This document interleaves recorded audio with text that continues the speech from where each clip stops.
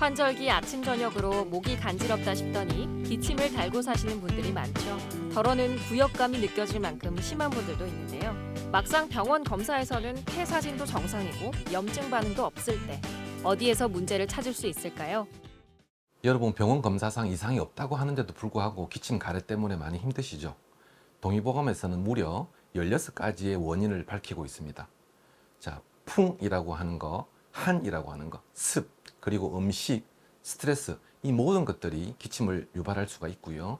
더군다나 요즘에는 체질별로 면역력이 너무 떨어져 있기 때문에 기침하는 경우가 너무나 많습니다.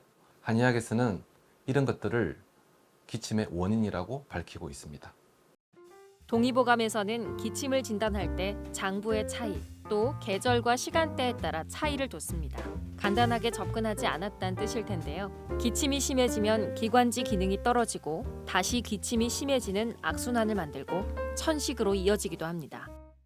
물론 급한 경우에는 진해거담제가 필요합니다. 진해거담제로서 기침을 멈춰야 될 필요가 있지만 만성으로 접어들게 되면 원인에 따라 체질에 따라서 치료를 해야지 기침이 완치가 되는 것입니다.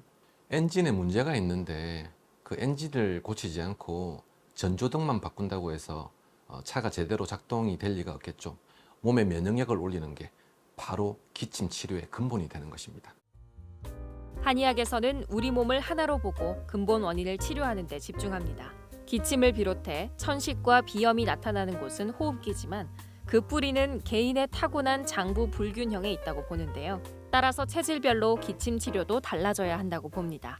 소음이는 몸이 차서 기침이 오기 때문에 생강, 대추, 계피, 감초, 인삼 이런 것들이 좋고, 소양인들은 몸이 항상 더워서 기침이 오기 때문에 몸을 서늘하게 해주는 수세미, 박하 등이 좋고, 태음인은 폐가 건조해져서 기침이 오기 때문에 폐를 촉촉하게 해주는 맹문동, 오미자, 도라지 등이 좋고, 태양인은 폐의 기운이 너무 강하기 때문에 기침이 오기 때문에 모과차, 오가피, 머루, 다래 이런 것들이 큰 도움이 됩니다.